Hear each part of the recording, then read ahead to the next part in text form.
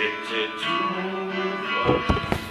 te tufa oe, me alofa umalava, ia e foa i mai, i o loa lele, i le whana umativa, te wia lele, anga pa ia, lo to mativa, te wia lele, lo to mativa. I le soafa le tamā ma le alu ma le nganga pa ia, ia whātasi le ali i ma outou. Ua manu whaifo mai langi, i le nei tai au fau mai le tua mo tātou malawa. Ua tātou whewai i manu ai le umala. I le soafa manu malo Yesu Keriso, te whātalo whātu li pa ia ma le mamalu o le nuu pa ia o Samoa. Ua whaion tātou whātasi le o singa le nei tau langa pa ia, o le tātou te talo whaafitai lea i le tua, a mai se foi te talo mo whaamianga mo tātou uma mo Samoa ma le lalolangi atoa. O le aso le nei na sauno Yesu le upu e whapata, lona winga ina ia avanoa ina e matala, ia tātou matala o tātou tangata i le atua manana upu. O le aso fore nei wa to whaina foi mo tātou malava, mai se foi le lalolangi atoa, o le aso whaipitoa mo tātou tamā. I tātou te whaafitai, i tātou tamā, i tātou ainga, e kālesia manuu o Samoa mo latu tautua malofa i tātou ainga uma. O la tātou o mori whapitoa fo nei taulanga whaatasi foi i le sose e kālesia, sose au auna le tua, sose whata whai taulanga tātou te talo mō tātou tamā uma. Lea Samoai, ia alu maia, tātou alo, o sia o tātou taulanga pa ia.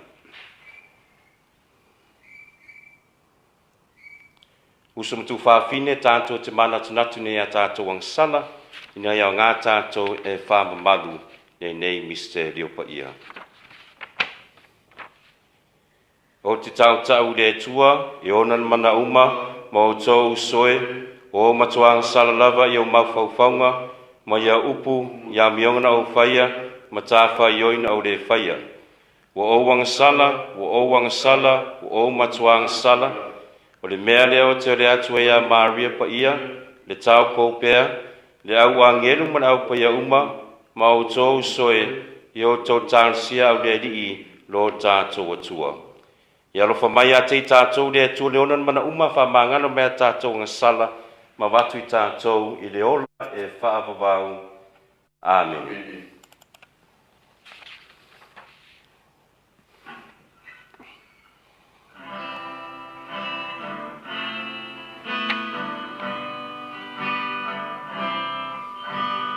Le ali e alofa mai, le ali e alofa mai, Keriso e alofa mai, Keriso e alofa mai, le ali e alofa mai, le ali e alofa mai.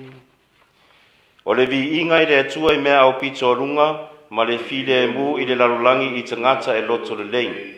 Mātou te vivi i atu, mātou te whamalu atu, mātou te ifo atu, mātou te whaanele atu, mātou te whaafitai atu i ate oe, ono lo mamalu sirisiri. Lea li ia atua, le tupu o le langi, le atuae, le tamae o le malosi malawa, le ie Yesu Keriso le alo e tō tasi lava, le ie le tua le tamai mā moe o le tua, o le alo le tamā. O oe te abe seanga sala le lalolangi, alofa mai a te i mātou. O oe te abe seanga sala le lalolangi, i e talia la mātou te talo. Ue a fio le au tamatau le tamā, alofa mai a te i mātou. A wau na oe le tasi pa ia, wana o oe le ri, wana o oe le siri ese, Yesu Keriso, whaatasi ma le anganga pa ia, i le mamalu le tua le tamā. Amene. Ia tātou te talo. Ina ia tātou malamalama i le saurotonga wa tātou maua mai le tua, ina wa whaia tātou mana whanau. Le tuairo mātou te māwe tongi ola mātou wa e whai ai mātou au whanau ia Keriso. I esi le sila mai a mātou, fua i mai a mātou le saurotonga moni, mai a mātou atu wai le tofinga wa e wholofolina mai. La mātou lenga le nea latu ro mātou ari Yesu Keriso ro walu, o soi fue ma pule whaatasi ma oe ma le anganga pa ia, o le tua tō tasi mo le whaababau lava. Amen.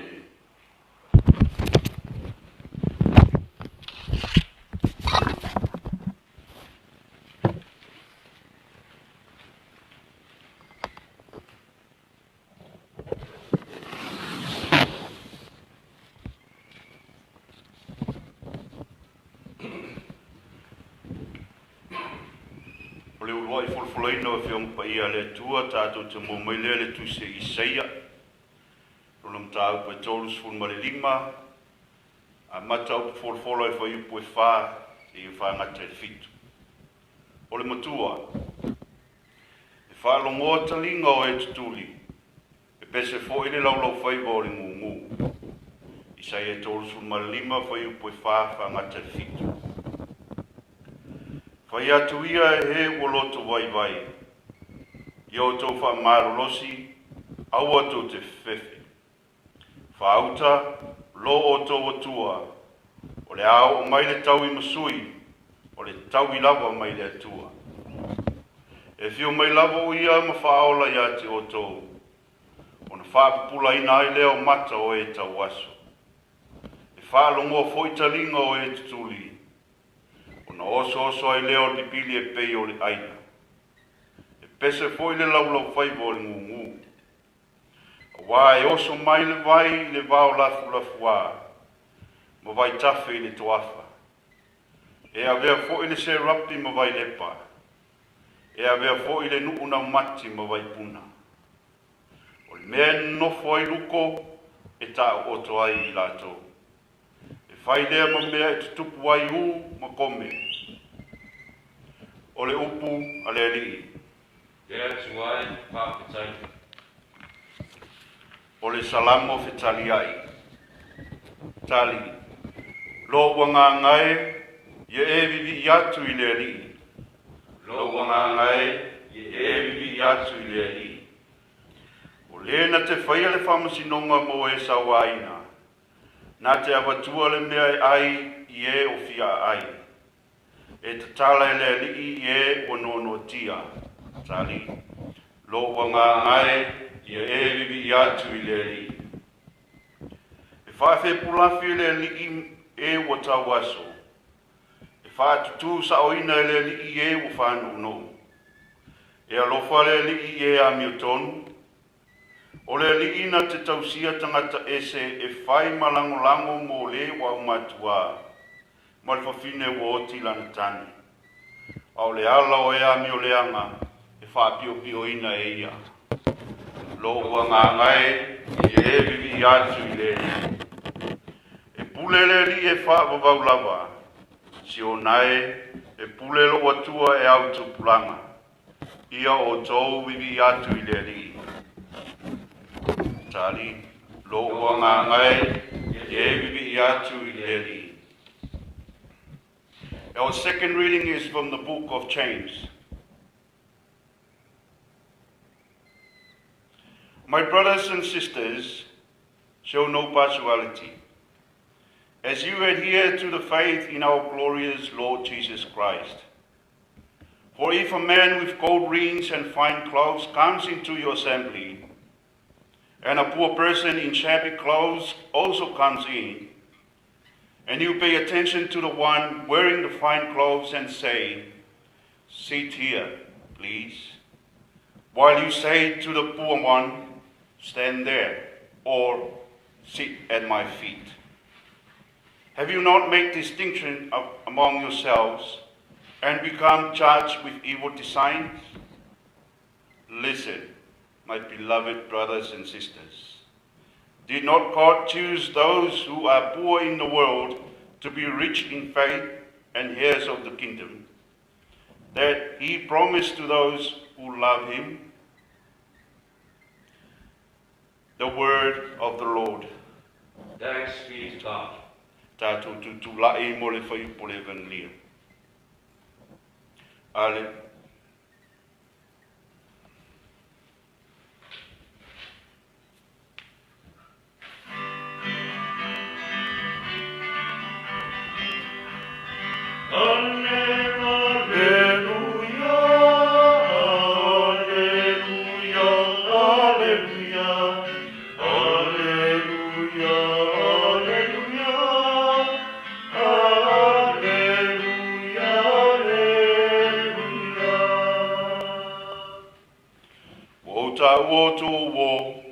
Wa whai loa te a te o tau mea umano o whaalongo ai I le tamā.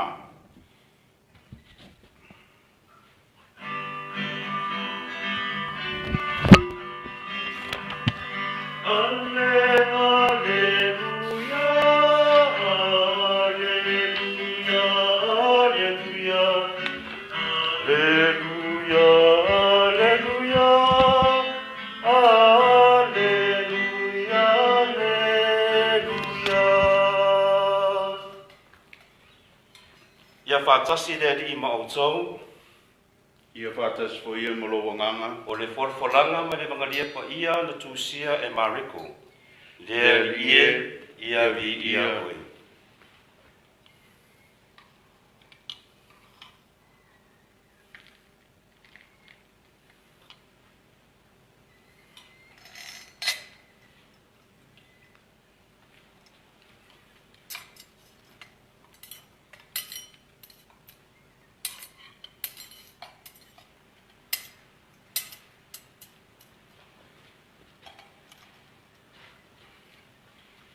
Mare kola mtau koe fitu, fola mai vai po tolu subatasi, whangata mai I le tolu sumatfitu.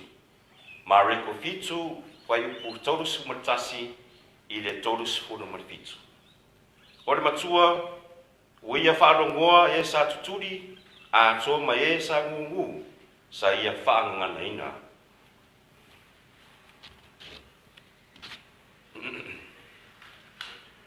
Ona toi tuua lea e ia o le tua turo masai tonu. Wo atu I le vai o kalalaia. Wo I atu I le tu e takapori. Ona lato au mai lea ia te ia le tangata tuturi wa lea o olo. Wa lato ai oi fo ia te ia ina ia whae e ia ron a au I lunga ia te ia. Ona taitai ese lea o ia te ia I le motu tangata wa tu ona tamatamai lima I tutonu o ona taringa. Wa feanu foi, ma pai ane I lona laulau whaiva. Ua sirisira ai o ia I le langi, wa oi, ona ia whetana I atu lea ia te ia e whata. O lona winga ia awanoa. Ona pupu lo lea, ona pupu ai, ona matala foi lea ona pupu lo lea ona taringa, o matala foi le noa noanga o lona laulau whaiva. Ona tautala le lei mai ai lea. Ona ia wawau atu lea foi ia te I lātou, aua lātou te tau watu se tasi. A iwi lava ina wawau e ia te I lātou, wa atiri aino lātou tala I atu ai lava. Wa whapea atu, ma le ofo wa matua tele. Wa maaria lava na mea uma wa whai. Wa ia whaarongoa e sa tuturi, a toa ma e sa ngungu, wa ia whaanganganaina. O le tala le lei a le li, ia vi ia o e le li o Yesu Kiriso.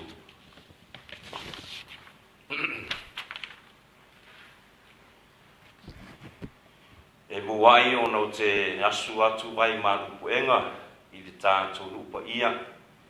Ono se whare tonu whaera matanga pe tae ru masosaro pa tele u whare tonu le masini. Ai mawhaparuru atu. Ai pengatai wea pa tele. Mare au auna ia onga wotari ngāri lu. Ai tari tonu whaftai mo tonu sai. As always, to my dear young people of Samoa and to all the children of Samoa in the whole world, also here in Australia, and also to our diocese of Parramatta. Today's gospel, Jesus went to fix the hearing problems of one man that he cannot hear. He's deaf, and he had trouble speaking. And then Jesus, while he was kind of like a doctor, he used his saliva, he spits on his hand, and he put his fingers into the ears of the man. Then he shouted it's a very strange word for our language in these days. He says to the man, "Ephaphatha, Ephaphatha," which means in English, be opened, be open. And then the man, finally, he can hear. He was very happy. And it reminds me, I have a young brother of mine. He is 31 years old now. And when he was born, and I was standing with my father at the Motutua hospital, and I see that my brother there were a lot of bandages on his eyes. And that's the first time experience for me that my dad said to me that your little brother there, he is blind. He cannot see. So in the beginning, my parents took him for various doctors and they tried their best. Sadly, that we cannot do much more, so he has become blind for life. But now he's 31 years old. He is now a Matai. He speaks more than 30 languages. I'm not joking. He speaks very, very good in many languages. He works with his organization with other people who has disabilities. And one of his greatest moments for me, as to be very proud of him, on my first ever Mass that I celebrated in my village in Samoa, the person who read the Bible was my brother. He read the Bible just like Mutbola read the Bible today, and he used the Braille. And I saw many people were astonished, but he actually practiced for many weeks, and he was very proud of that moment that he has become to read the Bible in my Mass. If he's listening at the moment, so I'm not the one to praise him, to lift him up to the sky, but just give an example how wonderful our brothers and sisters. Well, we have people in our family who have disabilities.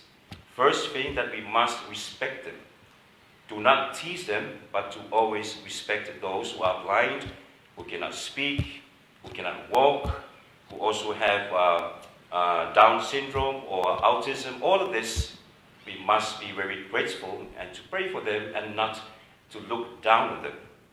And as we see in the Paralympics, that is one example of how these athletes with many disabilities, they have done so much that most of us cannot do.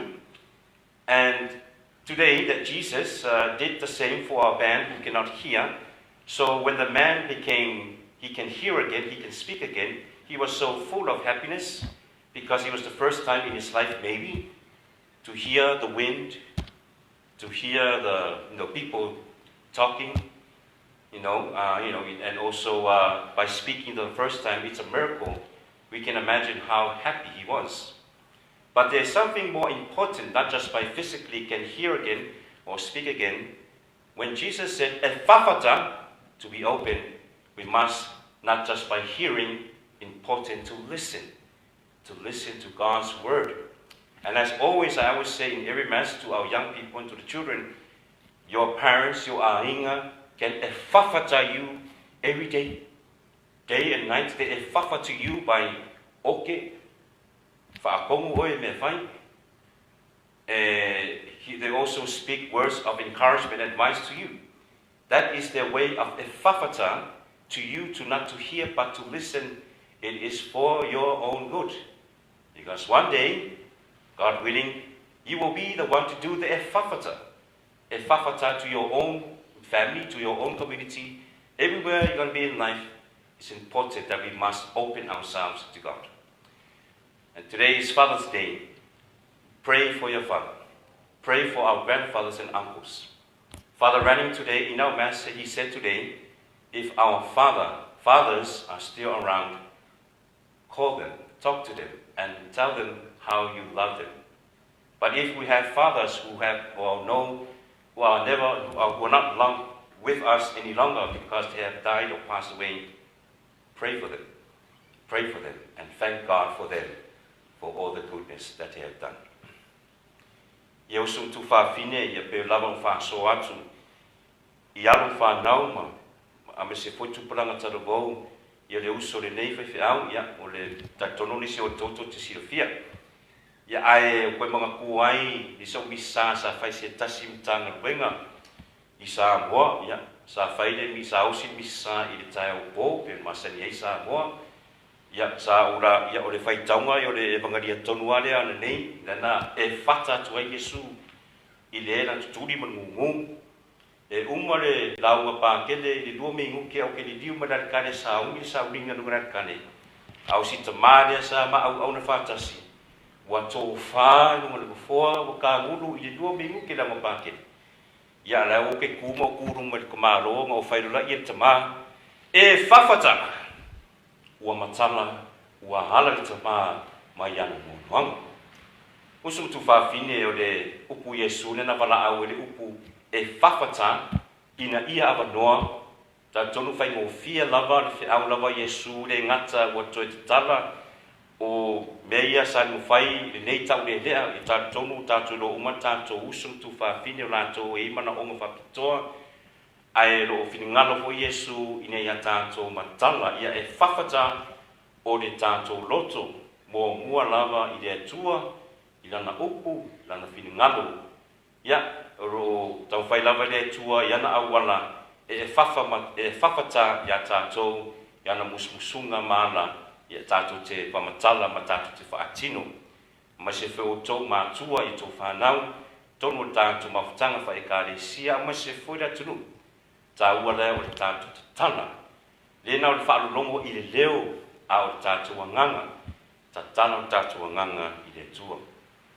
Ma le tātou wholofola mo mua lewa, sa e whawhata le profeta Isaia i le lua le tua, ma le teimi o lātou tumu i le lātou alu ese mai le li, a o lewa toe wholofola i Isaia o lātou e whaangangana ina i le tua e ngungu, patatala ina o lātou sa tuturi, o wā o whailonga lea o lātou e whio mai le li e toe whaasau loto lona nuku, i whaafafata lātou mai lātou angasala, ina ia toi fo i lātou i le tua.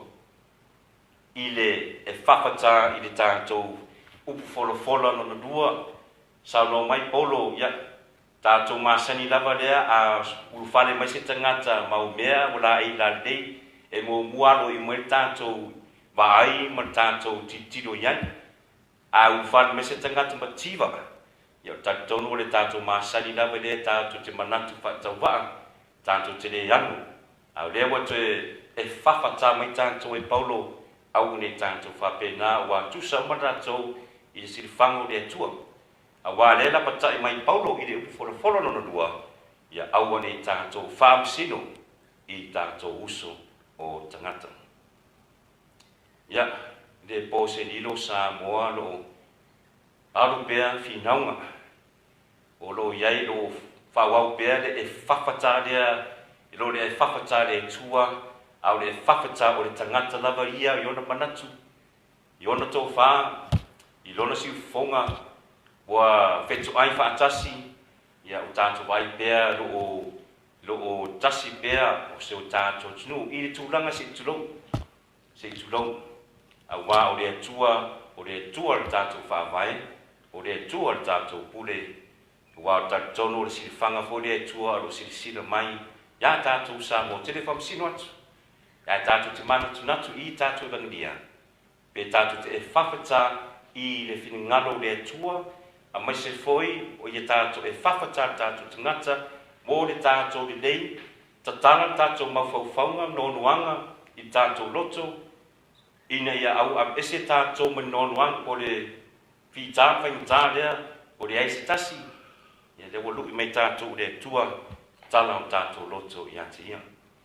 E le umisi upu pātele i lea mata upu, pao lava lea tātou mālore o nisai, mālore te talo i te talo ma talo sanga fo o Samoa, ma se fo finau mo le lei o Samoa, ia tātou au ne tātou whaavai, au ne tātou te masu salu, ui lava lo sau pēna vasa le ngata i le atunu po te tonu fo i tātou ainga, i a kare sia, i so se mafutanga lava, tātou e whawhata ia, o tātou loto, tātou whamua mua luma le atua, ma ia tātou tamu whai i nea tātou o whatasi, ia mau se manuia mo Samoa, mau se manuia mo tātou malawa. Ia tama, manuia le aso sa tama ia te o tau, tari tonu ni nei aso le aso tātou te whawhatai me tātou fia. Ma tango fia e le saruanga lo uso, o si tauranga ia Father Running le tama pure le nei matanga luenga sa ia whapea, if our fathers are around, please call and talk to them and let them know that you love them. If our fathers are not here with us anymore because they have died, or they are far away because of divisions, let us pray for them. Do not leave them alone out of our lives. Tamai, whawhitai, to alofa ma tō tautua mo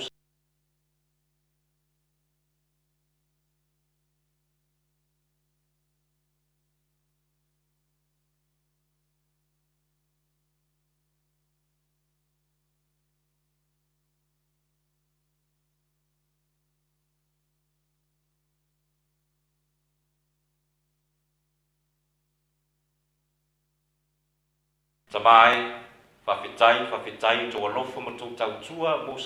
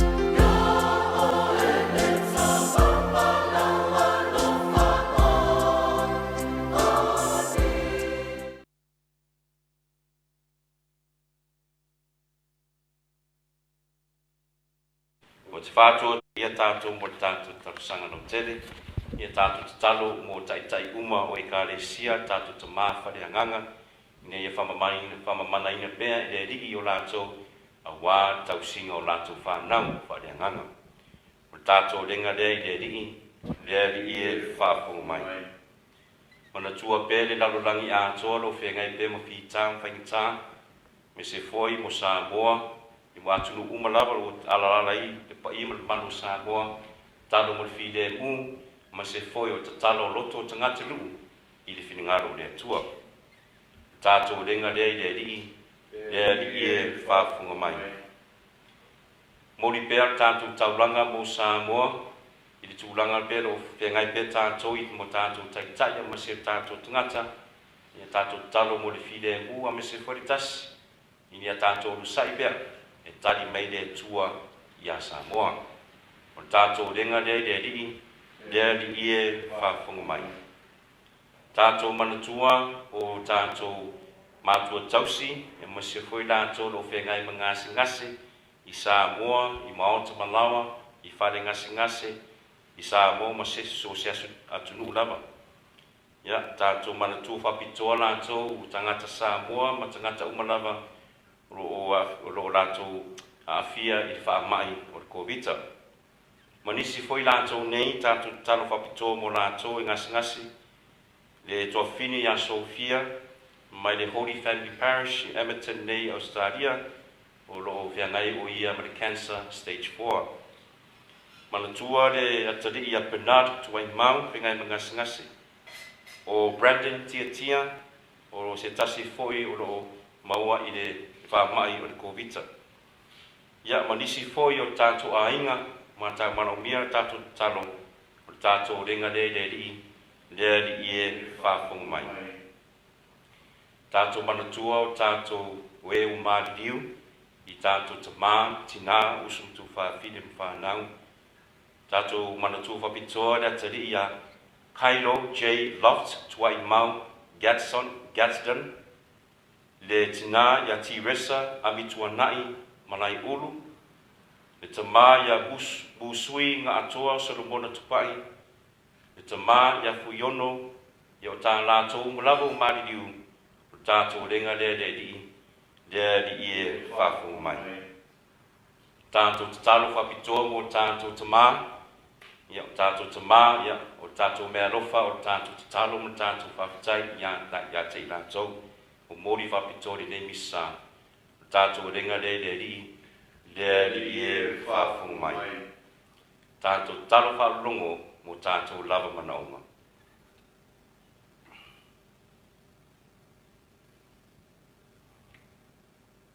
Tātou ringa le li e whafunga mai.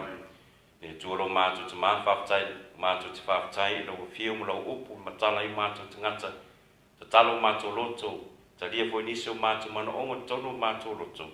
Mo mātou ringa le nei aratu i atu o Yesu ki wiso, lo mātou wari i. Amen.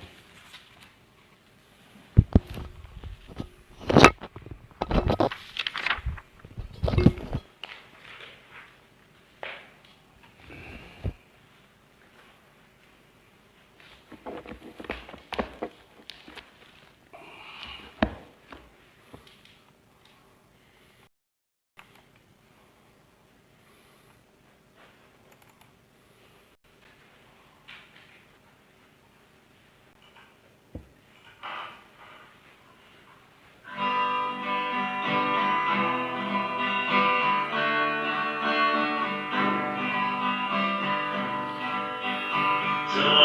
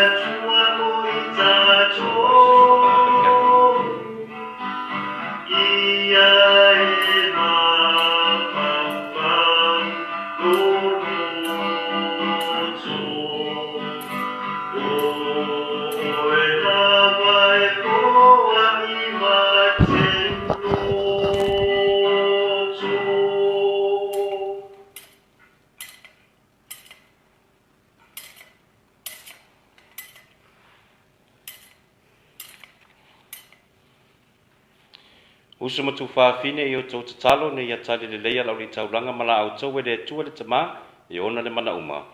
Ia tari ele le tauranga mai o lima o le viinga ma le malo lona suafa ia o ngāfu me tātou mrona e ka le sia pa ia ato uma.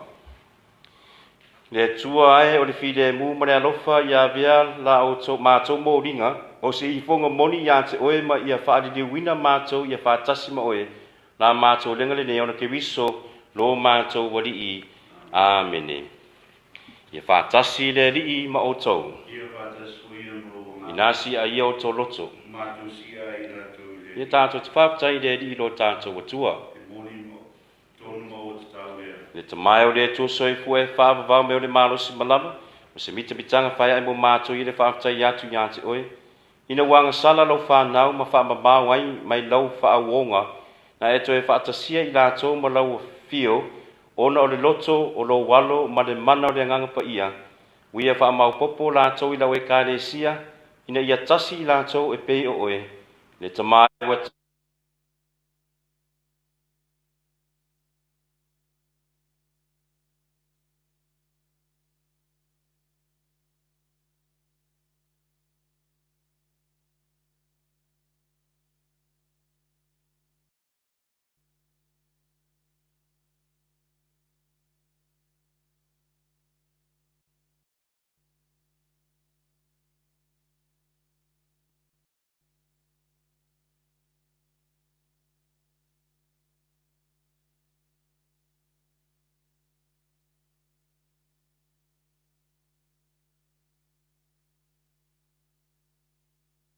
Le lalolangi lo malu o le viinga e le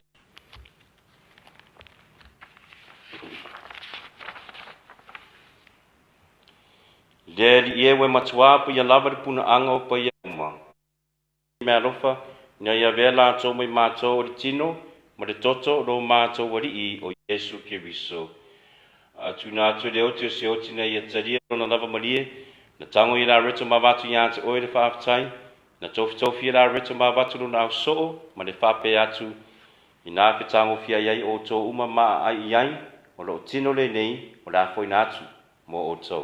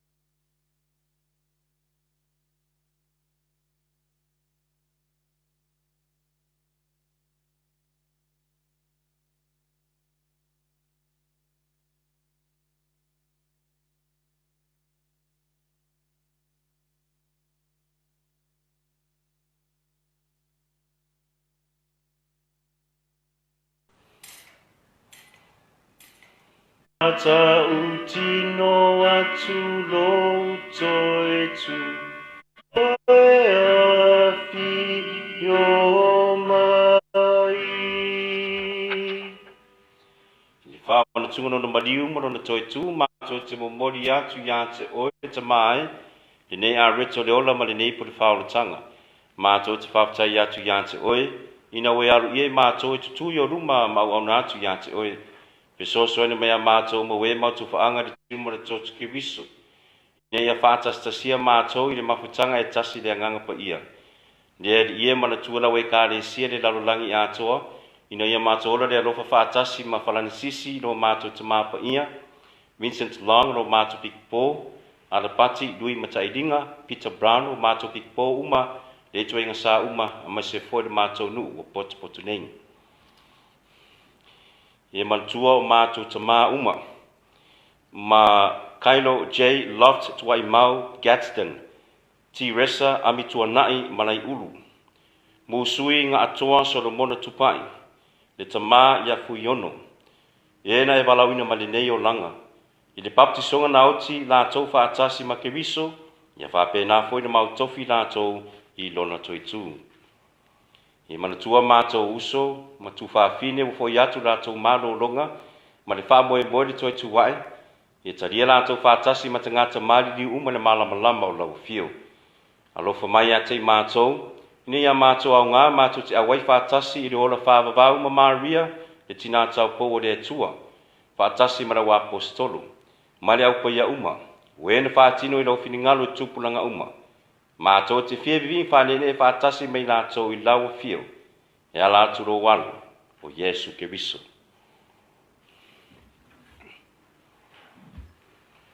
Ono ia whaatas mai ana ia te ia le atua te mamamana i le mawhatanga whaatasi ma le anganga pa ia o le vinga malmamalu a toa i lawa fio i le whaavavau lava. Amen, amen, amen.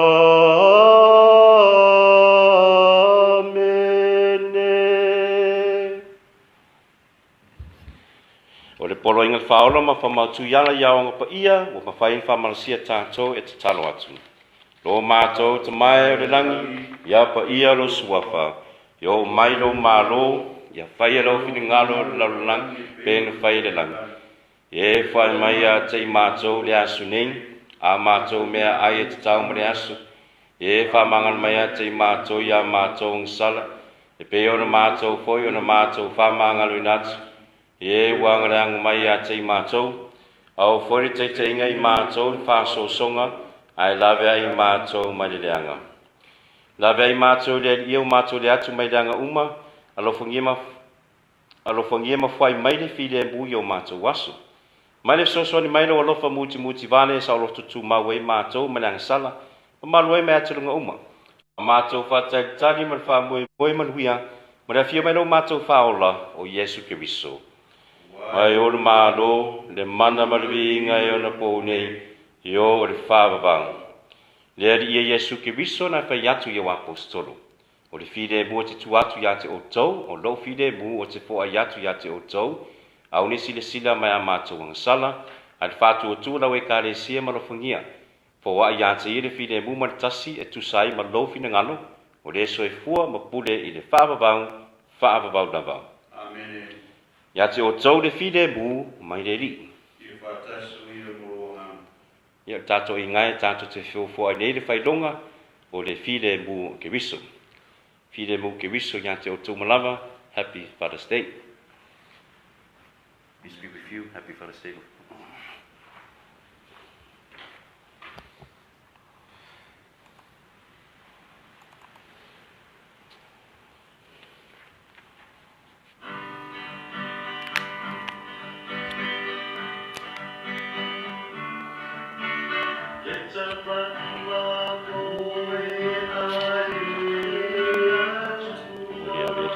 Tino mono toto di Yesu Keriso.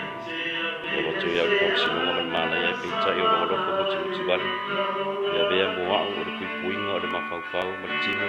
No se ala i maru. Ya te I mato. Letama I mamo e ale atua. E te abe e se anga sanga ale lalolangi. O lo whamai a te I matou. Le tama I mamo e ale e te ave e se anga sana ale lalolangi. Foa i mai a i matou. Foa i mai a i matou le file mu.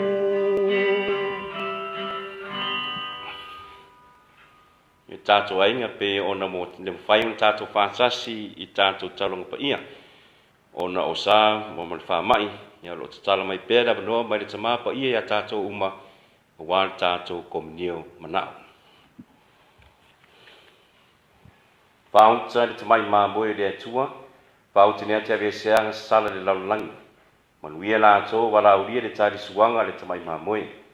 Lea li ie o te reo ngainu li whane mai lau whale, a tau lawa o sau peta lainga e mālo lo ai lo nganga.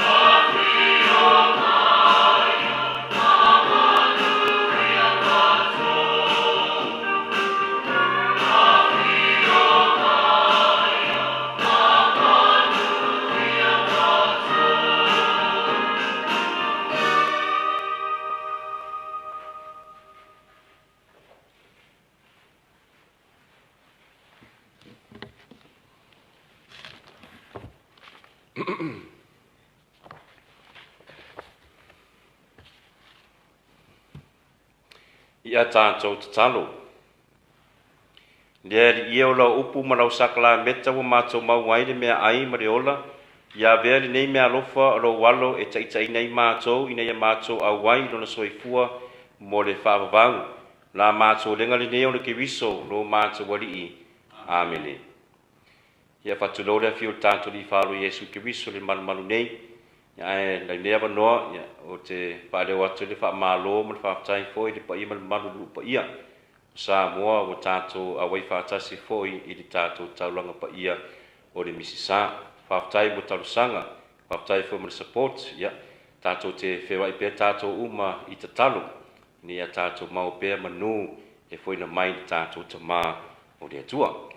Ia a ve fo lau leo whatau wā, whai masi ufonga fōi, le pa ima manu fōi o le kāresia ma tātou tangata nu Samoa, Catholic Chaplaincy nei paramata. Ia, mo le eiro whaanga le aso sā ta mā, ia te o tau ta mā, i Samoa, i nei Australia, i atu nu umalawa, ia veri nei aso, si aso manuia, e mawhiawhia mo o tau umalawa.